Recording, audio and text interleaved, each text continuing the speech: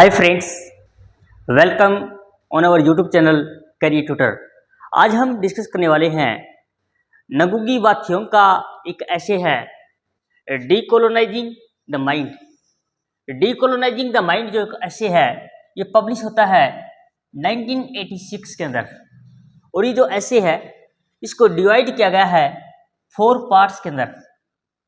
इन्होंने इस ऐसे के अंदर सबसे पहले बात की है language of African literature, language of African literature. Second जो बात की इन्होंने language of the African theatre, कि एक लैंग्वेज जो अफ्रीकन लिटरेचर की लैंग्वेज क्या होनी चाहिए, the language of African theatre, theatre की लैंग्वेज क्या होनी चाहिए, फिक्शन की लैंग्वेज क्या होनी चाहिए, थिएटर की क्या होनी चाहिए, फिक्शन की क्या होनी चाहिए, and the quest for relevance, उनका क्या सामंजस्य होना चाहिए। ये 4 चीज़ें डिस्कस की हैं इन्होंने डीकोलोनाइजिंग द माइंड के अंदर। नेक्स्ट, इस बुक के अंदर, in this book we see continue debate about destiny of Africa. इस बुक के अंदर we see continue debate about destiny of Africa, यानी कि अफ्रीका की डेस्टिनी के ऊपर जोर दिया गया है। We can see Ngugi's farewell to English.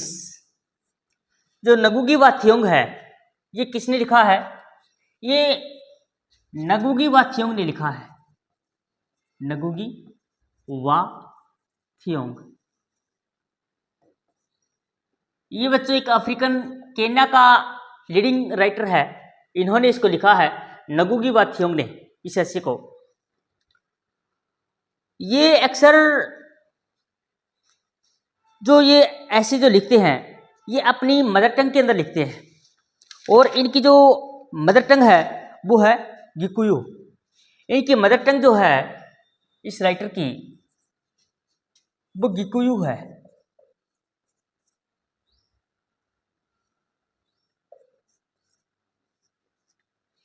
यानी कि सबसे पहले तो ये इंग्लिश में लिखना स्टार्ट करते हैं, फिर 1986 के बाद में इन्होंने जब ये ऐसे लिखा डीकोलोनाइजिंग द माइंड, तो इन्होंने इंग्लिश को क्या कर दिया, फेयरवेल टू इंग्लिश, यानी कि इंग्लिश को इन्होंने क्या कहा, अलविदा कहा, और इनकी जो मदर टंग है गिकुयू उसके अंदर इन्होंने लिखना स्टार्ट कर दिया।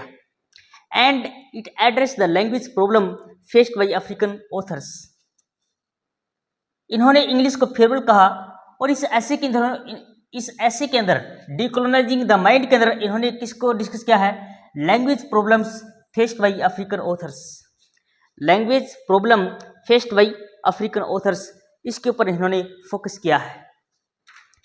इस ऐसे के अंदर डीकोलोनाइजिंग द माइंड के अंदर नगुगी वात्स्योंग ये जो राइटर है ये फोकसिस ऑन क्वेश्चंस किसके ऊपर, about the African writers linguistic, यानी कि अफ्रीकन राइटर्स की जो लिंग्विस्टिक का मतलब होता है नॉलेज ऑफ लैंग्वेज। लिंग्विस्टिक कौन होता है, जो एक्सपर्ट होते हैं, जो लैंग्वेज के एक्सपर्ट होते हैं, those who know more than one language. तो ये जो लिंग्विस्टिक है इनके ऊपर फोकस किया गया है। And the writers purpose of writing, linguistic के ऊपर फोकस किया गया है, जो भाषा के ज्ञानी होते हैं उसके ऊपर फोकस किया गया है। And the purpose of writing, और राइटिंग का पर्पज क्या है, इस चीज के ऊपर उन्होंने फोकस किया है डीकोलोनाइजिंग द माइंड के अंदर। ये जो ऐसे है decolonising the mind, according to Thiong'o, language क्या है, एक central question in post colonial studies, यानी कि मेन जो सेंट्रल क्वेश्चन है वो किसका है, लैंग्वेज का, किसके अंदर, पोस्ट कॉलोनियल स्टडीज के अंदर। यानी कि इनकी जो मदर लैंग्वेज है उसको साइड करके इंग्लिश क्या बन गई है, एक डोमिनेटेड लैंग्वेज बन गई है। आपने इंडिया के अंदर देख लो, किसी भी वर्ल्ड के किसी भी कोने में चले जाओ आप, इंग्लिश का वहाँ पर दबदबा बना मिलता है आपको। इंग्लिश का वहाँ पर एक ट्रेंड, इंग्लिश की वहाँ पर एक अलग से इमेज, एक पहचान बनी होती है। तो डीकोलोनाइजिंग के अंदर यानी कि पोस्ट कॉलोनियल के अंदर जो लैंग्वेज जो है वो एक सेंटर रोल बन गई। ही कंसिडर्स, थियोंग जो है ये कंसिडर करते हैं English in Africa is a cultural bomb.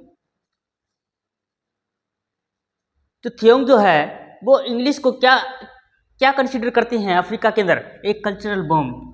Cultural bomb का मतलब है कि यहाँ पर जो इंग्लिश पीपल्स है, यहाँ पर जो इंग्लिश पीपल्स हैं, जो इंग्लिश लोग हैं, इंग्लिश मैन हैं, इनका जो कल्चर है, इनकी जो लैंग्वेज है, इनका जो लिटरेचर है, उसका प्रभाव अफ्रीका के ऊपर पड़ गया।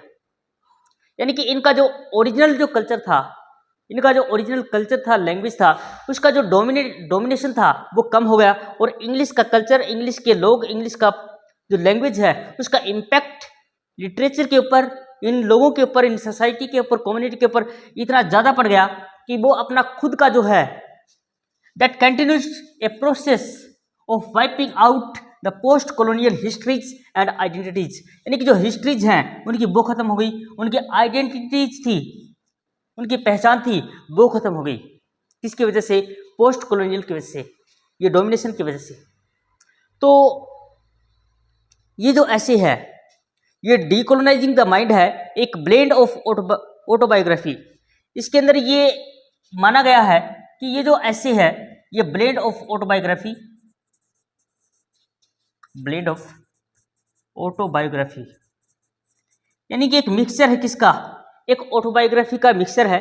सेकंड, इसमें इन्होंने बताया है post colonial theory, African history,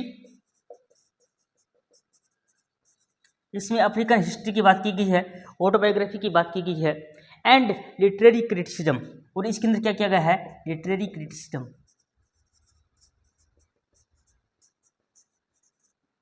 इसके इस ऐसे के अंदर डीकोलोनाइजिंग द माइंड के अंदर सबसे पहले इसके अंदर आपको मिलेगा ब्लेंड ऑफ ऑटोबायोग्राफी।